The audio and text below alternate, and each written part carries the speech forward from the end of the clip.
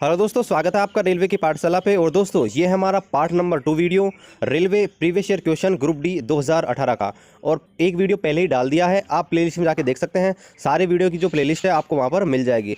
दोस्तों अगर आपको टेलीग्राम ग्रुप पर ज्वाइन होने में कोई भी समस्या हो रही है तो वीडियो के डिस्क्रिप्शन से आप टेलीग्राम का लिंक ज्वाइन कर सकते हो। अगर फिर भी आपको प्रॉब्लम हो रही है तो आप सर्च करेंगे वहाँ पर टेलीग्राम पर रेलवे की पाठशाला, तो टेलीग्राम ग्रुप ओपन हो जाएगा, वहाँ पर आप ज्वाइन हो जाइए। वहाँ से प्रीवियस क्वेश्चंस और इंपॉर्टेंट पीडीएफ्स है वो आपको फ्री ऑफ कॉस्ट मिल जाएंगे। तो चलिए दोस्तों आज के इस वीडियो को शुरू करते हैं बिना टाइम गंवाते हुए।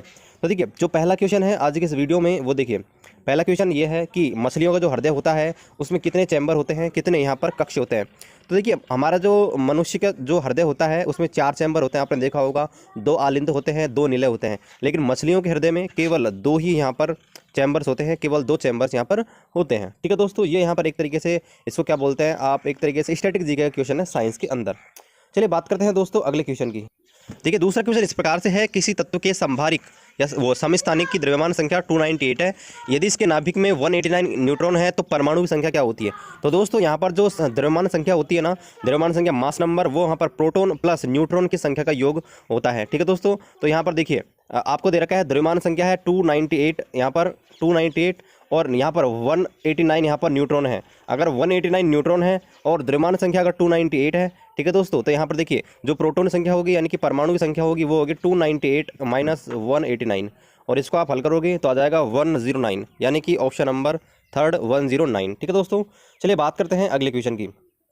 एथेन के विद्युत डॉट की क्रॉस संरचना कौन सी है। अब देखिए यहाँ पर डायग्राम बनाना आपको पता है बहुत डिफिकल्ट होता है यहाँ पर पीडीएफ बनाते टाइम। तो देखिए एथेन की बिंदु डॉट संरचना मैं आपको यहीं पे ड्रॉ करके दिखा देता हूँ। देखिए एथेन होता है, उसका जो यहाँ पर सूत्र होता है वो होता है C2H6, ये यहाँ पर सूत्र होता है एथेन का, आपको पता होना चाहिए। अब यहाँ पर देखिए मैं आपको ड्रॉ करके दिखा देता हूँ C2H6 का, यानी कि 2 कार्बन होंगे अलग अलग ऐसे। ठीक है, अब 2 कार्बन हैं, कार्बन के पास 4 इलेक्ट्रॉन होते हैं, तो मैं यहाँ पर इस कार्बन का 4 इलेक्ट्रॉन इधर बना देता हूँ और इस कार्बन के 4 इलेक्ट्रॉन यहाँ बना देता हूँ। ठीक है, अब देखिए यहाँ पर आपको C2H6, ठीक है, एथेन है, तो यहाँ पर आपको 6 हाइड्रोजन है वो यहाँ पर जोड़ने हैं।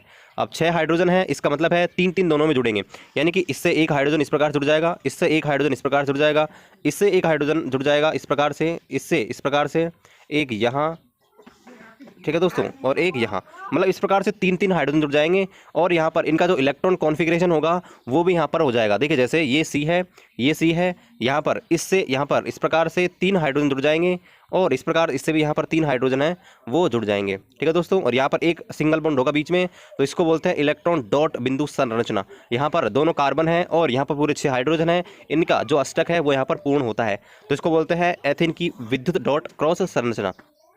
चलिए देखते हैं अगले क्वेश्चन। लेंस बनाने के लिए निम्नलिखित में से किसका उपयोग नहीं होता है। तो आपको पता होगा पानी भी एक प्रकार से लेंस का काम करता है। आपने देखा होगा जब हम पानी में देखते हैं तो वहाँ पर पानी पारदर्शी माध्यम होता है, तो वहाँ पर जो हमको है एक तरीके से वो लेंस का काम करता है। लेकिन देखिए कांच भी है, कांच के तो लेंस आपने देखे होंगे। ठीक है, इसके बाद देखिए प्लास्टिक के यहाँ भी आपको देखे होंगे लेंस यहाँ पर बनाए जाते हैं, लेकिन देखिए मिट्टी के लेंस नहीं बनाए जाते हैं। मिट्टी तो एक आपको पता ही है अपारदर्शी माध्यम है, आर पार नहीं देख सकते हैं। चलिए बात करते हैं अगले क्वेश्चन की। देखिए धातुओं के किस गुण के कारण उनको फाइल बनाने में आसानी होती है। अब देखिए यहाँ पर हिंदी ट्रांसलेशन थोड़ा सा यहाँ पर अलग है, यानी कि धातुओं के किस गुण के कारण उनको मतलब किसी रूप में ढाला जा सकता है। ये क्वेश्चन इस प्रकार से है, यानी देखिए आघातवर्तनीयता, प्रतिधनात्मकता, चालकता और तन्यता। अब देखिए मैं आपको एक एक के बारे में बताता हूँ। देखिए तन्यता क्या होती है, तन्यता का मतलब किसी भी धातु को तार के रूप में ढालना तन्यता कहलाती है। चालकता का मतलब उसमें इलेक्ट्रिसिटी है वो बह सकती है, और प्रतिधनात्मकता का मतलब उसके पास इलेक्ट्रॉन होते हैं वो दान कर सकता है। आघातवर्तनीयता का मतलब भी होता है कि उसके ऊपर चोट डालकर उसके क्षेत्रफल का प्रसार करना। तो यहाँ पर जो ऑप्शन ए है वो यहाँ पर सही हो जाएगा, यानी कि आघातवर्धनीयता लगाकर हम उसको फाइल बनाने में काम ले सकते हैं, मतलब किसी भी और रूप में उसको डाल सकते हैं। चलिए बात करते हैं क्वेश्चन नंबर 6 की। एक व्यक्ति 2 मीटर प्रति सेकंड 2 सेकंड में 1000 जूल कार्य करता है, तो उसके द्वारा खर्च की ऊर्जा ज्ञात कीजिए।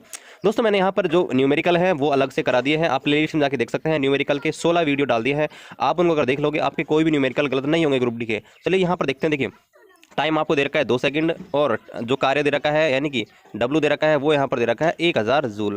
तो देखिए यहाँ पर खर्च की गई ऊर्जा जो होती है, ठीक है, यानी कि कार्य यहाँ पर दे रखा है। अब देखिए ये जो फॉर्मूला है वो यहाँ पर शक्ति पर आधारित है।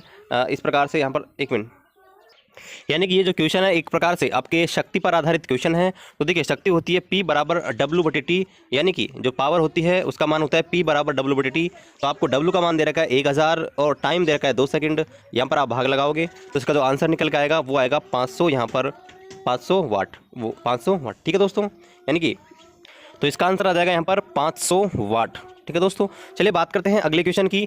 आधुनिक आवर्त सारणी में वर्ग 18 में कितने तत्व मौजूद हैं? तो देखिए मैं आपको पहले वर्ग 18 है वो यहाँ पर दिखा देता हूँ आधुनिक आवर्त सारणी में, तो आपको खुद यहाँ पर क्लियर हो जाएगा कि कितने तत्व यहाँ पर हैं, ठीक है दोस्तों। यहाँ पर दोस्तों वर्ग संख्या 18 आपको दिख रहा है, ये वर्ग संख्या 18 है, और यहाँ पर आप देख सकते हैं कितने तत्व हैं। तो यहाँ पर देखिए 7 तत्व हैं, helium, neon, argon, krypton, xenon, radon और यहाँ पर ऑर्गनेशन, ठीक है दोस्तों। ये यहाँ पर 18 वर्ग तत्व है। उनकी ट्रिक है दोस्तों, हीना अगर कर 0 पे रन आउट, ऐसे आप याद कर सकते हैं। ये यहाँ पर 7 तत्व हैं, और यही हमसे पूछा गया था कि आधुनिक आवर्त सारणी में वर्ग 18 में कितने तत्व हैं, तो इसका आंसर हो जाएगा यहाँ पर 7, ऑप्शन में नहीं है, ठीक है दोस्तों। ऑप्शन थोड़े गलत हो गए हैं, तो यहाँ पर आएगा 7, ठीक है। बात करते हैं यहाँ पर अगले क्वेश्चन की। तो धातुओं की विद्युत प्रतिरोधकता का सही क्रम आपसे पूछा है, यानी कि कौन सा विद्युत का सबसे ज़्यादा प्रतिरोध होगा, उससे बाद में कौन कम होगा, कौन कम होगा। तो यहाँ पर ऑप्शन ए है वो यहाँ पर सही है। अब यहाँ देखिए प्रतिरोधकता है, इसके लिए तो आपको जो रेजिस्टेंस है उनके याद होने चाहिए, रेजिस्टेंस हमको याद होंगे तभी यहाँ पर हम विद्युत प्रतिरोधकता है उसका मापन है वो कर सकते हैं। तो ऑप्शन ए यहाँ पर सही है। चलिए बात करते हैं अगले क्वेश्चन की।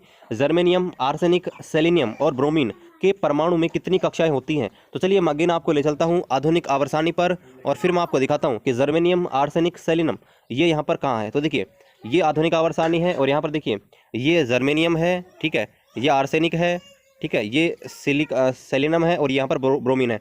तो देखिए यहाँ पर जो आवर्त होते हैं ना, आवर्त कैसे डिसाइड होते हैं आधुनिक आवर्त सारणी में, कुल 7 आवर्त होते हैं आधुनिक आवर्त सारणी में। ये पहला है, ये दूसरा है, ये तीसरा है, ये चौथा है, ये पांचवा, 6, 7 ऐसे होते हैं। तो यहाँ पर देखिए ये सारे तत्व है ना, ये किस वर्ग में आते हैं, 1, 2, 3, यानी कि तीसरे आवर्त में आते हैं। तो यहाँ पर इसका जो सही आंसर होगा वो होगा 3, यानी कि आधुनिक ये जो सारे तत्व ऊपर दिए गए हैं इनमें 3 कक्षाएं हैं, यानी कि परमाणु कक्षाएं कुछ इस प्रकार से होंगी, यानी कि 3 कक्षाओं में ही इनके इलेक्ट्रॉन हैं वो भरे जाते हैं। चलिए बात करते हैं अगले क्वेश्चन की। वो ये है किसी परमाणु का उप परमाणु नहीं है, यानी कि परमाणु का भाग निम्न में से कौन सा नहीं है। तो आपको पता है इलेक्ट्रॉन, प्रोटॉन, न्यूट्रॉन परमाणु में पाए जाते हैं। जिनोन एक प्रकार से अक्रिय गैस होती है वर्ग 18 की। तो यहाँ पर इसका उत्तर आ जाएगा, वो आ जाएगा ऑप्शन नंबर फर्स्ट।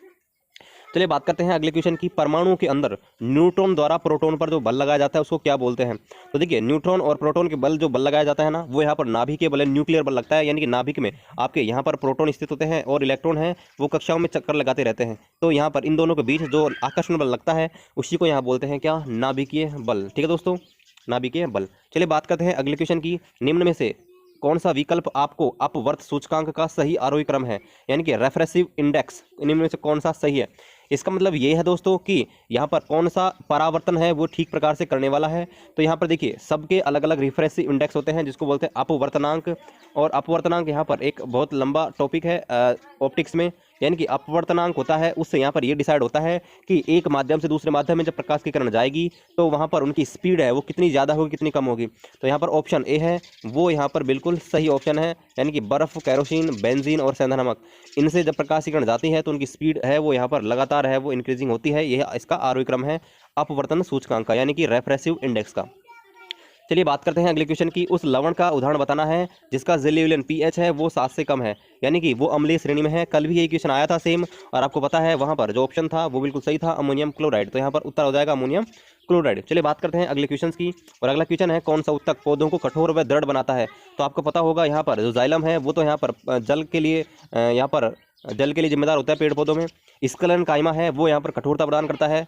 कोलेरन काइमा है वो यहाँ पर आपके पेड़ पौधों में लचीलापन होता है उसके लिए जिम्मेदार होता है। तो इसका आंसर हो जाएगा बी, यानी कि स्क्लेरन काइमा, यानी कि ये उत्तक है वो पेड़ पौधों को कठोर और दृढ़ बनाता है। चलिए बात करते हैं अगले क्वेश्चन की। किसी वस्तु का भार मैक्सिमम कहाँ पे होता है? अब देखिए वस्तु का भार होता है W बराबर mg, और mg है वो डिपेंड करता है g पर, यानी कि g का भार पता होना चाहिए कहाँ पर ज़्यादा होता है। तो आपको बताया था g का मान है वो यहाँ पर ध्रुवों पर, पोल्स पर सबसे ज़्यादा होता है, इसलिए जो W बराबर mg है उसका वैल्यू भी यहाँ पर ध्रुवों पर, पोल्स पर सबसे ज़्यादा होगा g का मान। चलिए बात करते हैं अगले क्वेश्चन की, और यहाँ पर देखिए निम्न में से मत्स्य वर्ग की विशेषता नहीं है, यानी कि जो मत्स्य होते हैं, रेप्टाइल्स होते हैं, वो रेप्टाइल्स नहीं फिशरी जो होते हैं, यानी कि जो जलीय जीव होते हैं जैसे कि मछली है वो यहाँ पर। तो देखिए जो भी मत्स्य जीव होते हैं यानी कि फिशरी होती है उनमें पहली विशेषता होती है कि वो गलफोड़े के द्वारा सांस लेते हैं, बिल्कुल सही बात है। दूसरा, उनकी जो अंतःकंकाल होता है वो उपास्थि का बना रहता है जिसकी वजह से वो पानी में आसानी से तैर सकते हैं ईजिली, यानी कि उनका जो वजन होता है वो हल्का होता है। सल्क का बहिकंकाल, यानी कि जो उनका बाहर का कंकाल होता है वो सेल यानी कोशिकाओं का बना होता है, ये भी बात सही है। लेकिन चौथा है वो यहाँ पर गलत है, स्क्यूडोकोलम की उपस्थिति ये उनमें नहीं पाई जाती है। तो ये चौथा ऑप्शन है वो इसका सही आंसर होगा। चलिए बात करते हैं अगले क्वेश्चन की। मनुष्यों में पाए जाने वाले प्लेसेंटा उत्तक द्वारा निम्न में से कौन सा कार्य किया जाता है। यानी कि प्लेसेंटा क्या होती है, जब देखिए भ्रूण हमारे गर्भ में होता है, पुरुषों में नहीं, महिलाओं में, तो उस समय होता क्या है कि प्लेसेंटा होती है एक प्रकार से वो एक नाल की तरह होती है। तो वो क्या करती है, जो भी बच्चा होता है उसको यहाँ पर पोषण है वो प्रदान करती है सब कुछ, ठीक है। तो वो यहाँ पर आपको बताना है। तो देखिए पहला ऑप्शन है वो इसको सही तरीके से डिफाइन करता है, भ्रूण को पोषण प्रदान करता है, भ्रूण से अपशिष्टों को बाहर निकालता है। लेकिन ऑप्शन 2, 3, 4 यहाँ पर देखिए अलग अलग बताए गए हैं, लेकिन जो ऑप्शन ए है वो इसको बिल्कुल सेटिस्फाई करता है। चलिए बात करते हैं अगले क्वेश्चन की। रक्त में शर्करा की वृद्धि का पता किसके द्वारा लगाया जाता है। तो आपको पता होगा पैनक्रियाज जो ग्रंथि होती है, अग्नाशय होती हैं, उनमें यहाँ पर बीटा कोशिकाएं पाई जाती हैं, और इन बीटा कोशिकाओं के द्वारा ही यहाँ पर जो शर्करा होती है यानी कि शुगर होता है, शुगर के लेवल का यहाँ पर पता लगाया जाता है। चलिए बात करते हैं अगले क्वेश्चन की। यहाँ पर देखिए कॉन्स्टेटन किन धातुओं के मिश्रण से बनाया जाता है। तो ये एक प्रकार की मिश्र धातु होती है जो कि कॉपर और निकल के मिश्रण से बनाई जाती है। बहुत सारी आपकी मिश्र धातुएं होती हैं, तो यहाँ पर एक होती है कॉन्स्टेटन और ये बनाई जाती है कॉपर और निकल से। चलिए बात करते हैं यहाँ पर निम्न से कौन सा एक प्रसंवादी यौगिक है, प्रसंवेदी यानी कि सेंसरी यौगिक। तो चलिए आपको बताते हैं पहले कि सेंसरी यौगिक होते क्या हैं। अब देखिए प्रसंवेदी यौगिक एक प्रकार से क्या होते हैं कि सेंसरी यौगिक होते हैं, मतलब कि जब ये किसी भी आर्द्रता या नमी के संपर्क में आते हैं तो उसका अवशोषण कर लेते हैं, मतलब आर्द्रता जहाँ भी रहती है उसको ये अवशोषित कर लेते हैं। तो देखिए ये जो क्वेश्चन पूछा गया था इसमें जो सारे जो ऑप्शन दिए गए थे वो सारे के सारे गलत थे, ठीक है। तो इस क्वेश्चन को नेगलेक्ट कर दिया गया था, लेकिन मैं आपके लिए चौथा ऑप्शन यहाँ पर ऐड कर देता हूँ जो कि है सोडियम हाइड्रोक्साइड यानी कि NaOH। और ये NaOH है, इसको बोलते हैं कास्टिक सोडा, और ये एक प्रकार से प्रसंवेदी यौगिक का यहाँ पर एग्जाम्पल है, ठीक है दोस्तों। चलिए देखते हैं अगले क्वेश्चन को। यदि किसी परिपथ में 6 मिनट के लिए 0.6 एम्पियर की धारा बहती है तो उससे प्रवाहित विद्युत आवेश की मात्रा ज्ञात कीजिए। अब देखिए हमने विद्युत धारा की जो परिभाषा पढ़ी थी वो क्या थी कि आवेश के प्रवाह की दर को विद्युत धारा कहते हैं, यानी कि I बराबर Q/T। मैंने न्यूमेरिकल कराए थे, वहाँ पर कराया था। अब यहाँ पर आवेश बराबर हो जाएगा Q बराबर क्या हो जाएगा IT, ठीक है। Q बराबर क्या हो जाएगा IT, I का मान ये रहा, T का मान ये रहा। अब T देखिए आपको रखना है हमेशा सेकंड में, मिनट में नहीं रखना। यानी कि T 6 मिनट है, 6 मिनट 60 से मल्टीप्लाई करेंगे 360 यानी कि 360 सेकंड हो जाएंगे, और ये तो यहाँ गुणा करेंगे तो Q बराबर हो जाएगा IT यानी कि 360 और इंटू यहाँ पर 0.6, यानी कि यहाँ पर इसका जो आंसर होगा वो होगा यहाँ पर 216, ठीक है दोस्तों। 216 यहाँ पर इसका सही आंसर हो जाएगा। चलिए बात करते हैं अगले क्वेश्चन की। अगला न्यूमेरिकल है एक व्यक्ति 20 किलोग्राम के सामान को जमीन से 2 मीटर ऊपर उठाकर अपने सिर पर रखता है, उसके द्वारा किया गया कार्य ज्ञात कीजिए।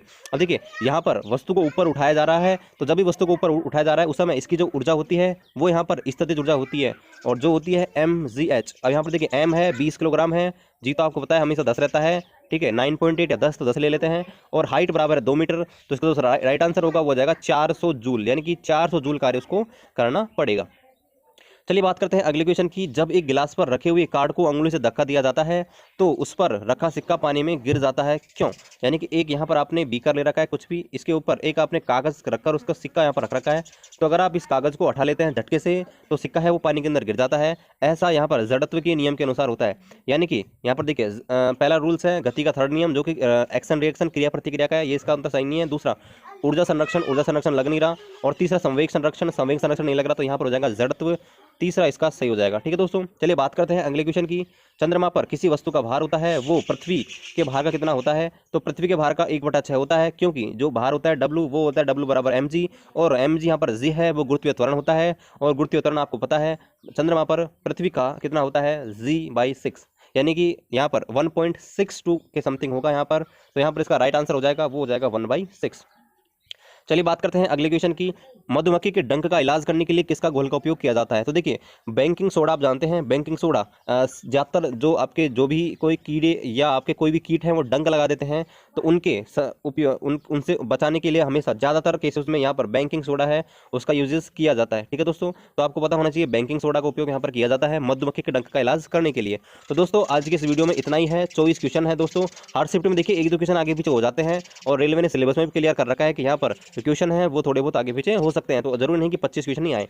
तो अगर आपने अभी तक हमारे चैनल को सब्सक्राइब नहीं किया है, रेलवे की पाठशाला को सब्सक्राइब कर दीजिए, लाइक कर दीजिए, शेयर कर दीजिए, अपने दोस्तों के साथ शेयर कर दीजिए, और मिलते हैं आपसे अगले वीडियो में। तब तक जय हिंद, जय भारत।